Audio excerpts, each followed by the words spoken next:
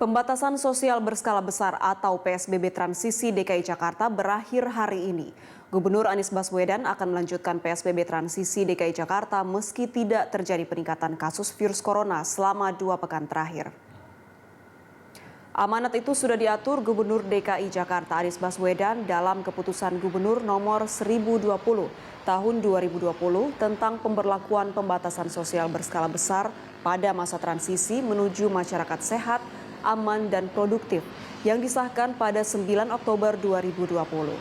Dalam keputusan gubernur itu ditetapkan perpanjangan pemberlakuan PSBB transisi selama 14 hari terhitung sejak 26 Oktober sampai 8 November 2020.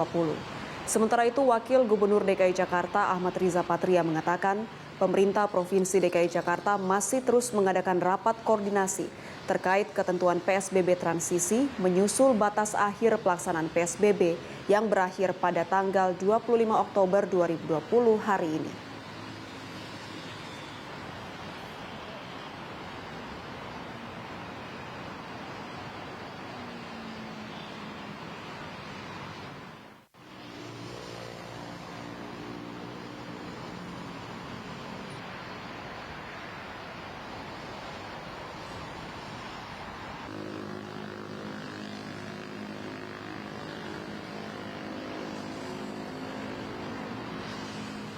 Batas akhir pelaksanaan PSBB transisi DKI Jakarta berakhir pada tanggal 25 Oktober 2020 hari ini. Lalu apakah PSBB transisi akan dilanjutkan atau justru diperketat? Untuk mengetahui informasi selengkapnya, kita bergabung dengan reporter Sirena Graciela dan juru kamera Nova Maulana langsung dari Gedung Balai Kota di Jakarta.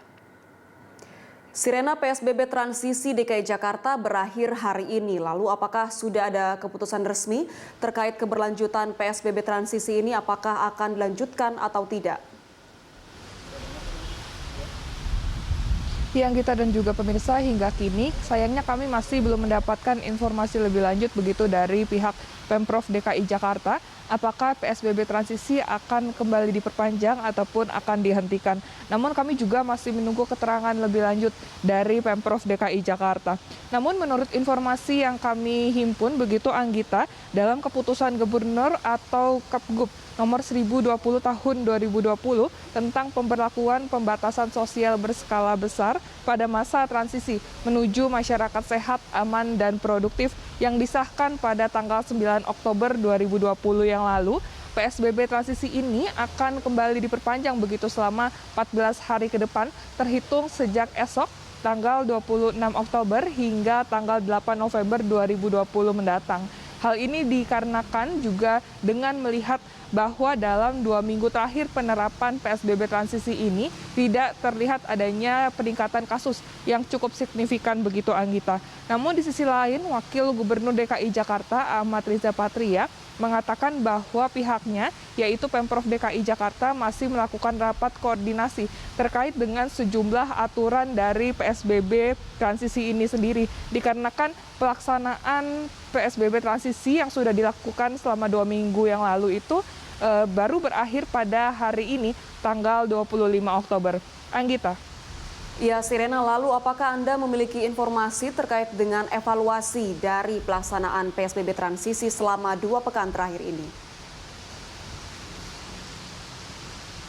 Ya, Anggita, sama seperti sebelumnya kami masih belum mendapatkan informasi selanjutnya gitu. Begitu informasi resmi dari pihak Pemprov DKI Jakarta terkait dengan apa saja poin-poin evaluasi yang dilakukan oleh Pemprov DKI Jakarta. Namun salah satu aspek yang terlihat juga yang ikut dilihat untuk dapat menerapkan bahwa PSBB transisi ini akan diperpanjang ataupun dihentikan adalah tren pasien positif COVID-19 selama 2 minggu yang lalu begitu Anggita. Di mana pada 2 minggu ini selama penerapan PSBB transisi ini tidak terlihat adanya peningkatan kasus positif COVID-19 yang cukup signifikan apabila dibandingkan dengan minggu-minggu yang lalu ataupun periode sebelumnya pada saat PSBB ketat dilakukan.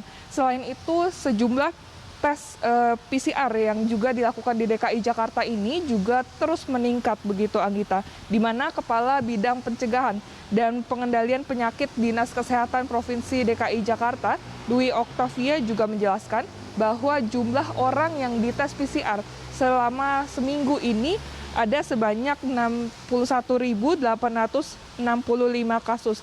Kemudian dari Dinas Kesehatan DKI Jakarta juga mengklaim bahwa hingga saat ini untuk ketersediaan tempat tidur di rumah sakit di DKI Jakarta juga masih dalam keadaan terkendali.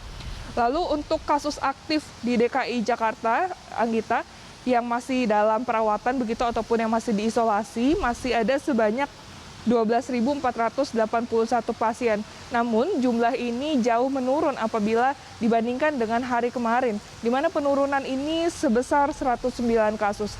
Anggita. Kirana, terima kasih untuk informasi yang Anda sampaikan. Selamat bertugas kembali. Pemirsa, demikian laporan dari Sirena Graciela dan juru kamera Nova Maulana langsung dari Balai Kota Jakarta Pusat.